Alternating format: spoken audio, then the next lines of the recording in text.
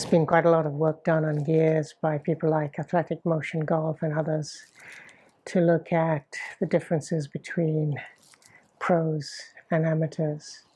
And I'm going to highlight 10 of those that have been recently shown, but I wanted to just focus on them as part of the complement to the previous 2 and 3 clips that I've done for you. The first is in the setup. For pros, the back butt is about 4 inches away from the heels. Amateurs tend to bend over too much, 6-7 inches. So a little bit more upright and better posture is what you want. You can even look at that, figure out roughly what 4 inches looks like, and get used to that initial starting position. The second is that amateurs tend to, on the backswing, come far too much on the inside, as opposed to a much more parallel and slightly inside backswing.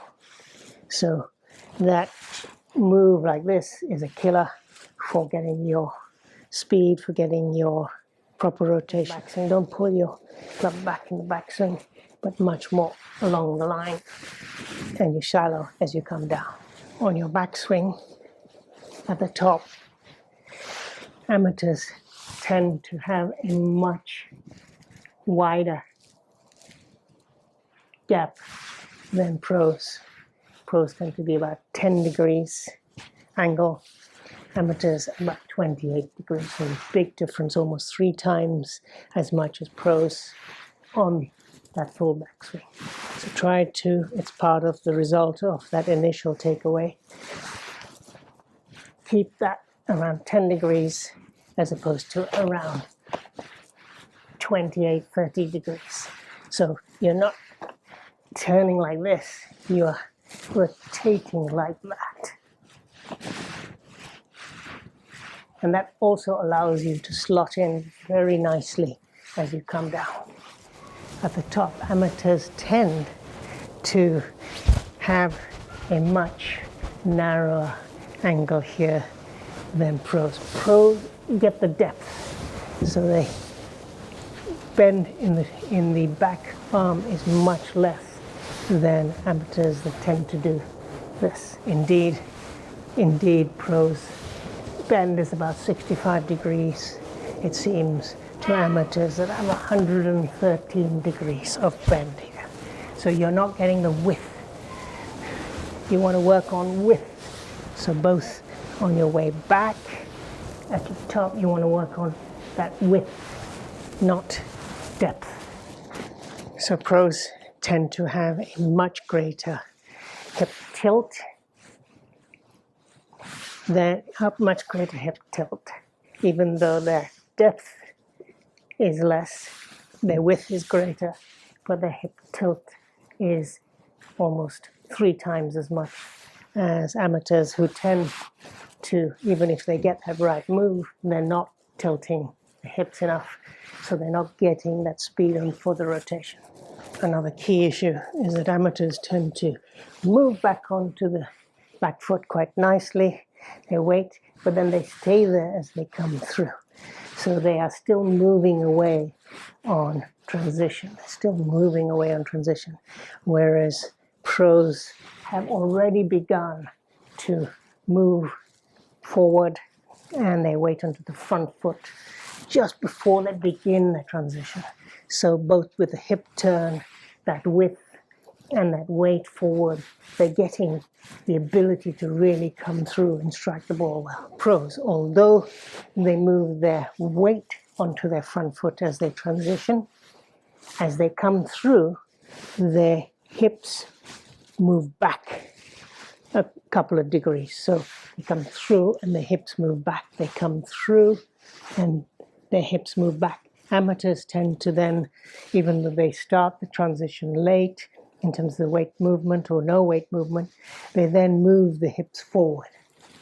And that's a killer, because you're likely to either hit it fat or thin the ball, or certainly not get a good impact. So as you come through and you move the weight onto the front foot, you want to be actually tilting back, and you want the hip to be slightly moving back as you come into impact.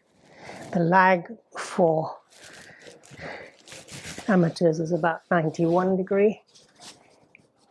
So as they go back and reach the dirt they have, and they come through into parallel position, their lag is about 91 degrees. Pros tend to have a much greater 95 to 100 degree lag. So as they come down, they've got a much bigger lag, which of course allows them to really speed up and strike the ball well with some speed. You lose a lot, so you lose a lot on the width. You lose a lot on keeping your weight too much in the back foot, moving your hip too far forward on transition instead of the hip tilt back, and then that slightly bigger lag on the way down. Even though amateurs tend to come back, they still come down too steeply, in part trying to compensate for all the other wrong moves. Whereas pros go back and then they shallow their swing. They don't steepen like this. Their swing, so the compensation that amateurs do is because they pull too far back, they feel they have to come back and reposition, and then they steepen as a result. Pros, because they have already got that themselves in the right position, and they've done that hip tilt that I just talked about on the way down, they can shallow and slot in much more easily.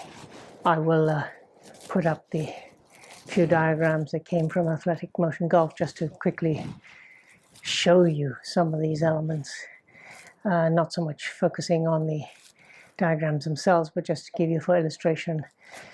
I hope these 10 golf moves that you want to think about and get into the habit of doing better or fixing, together with the other tips of the best ball position, the key shots that you need in your armory, will be all-encompassing to give you a super all-rounded golf swing and golf game and much better results.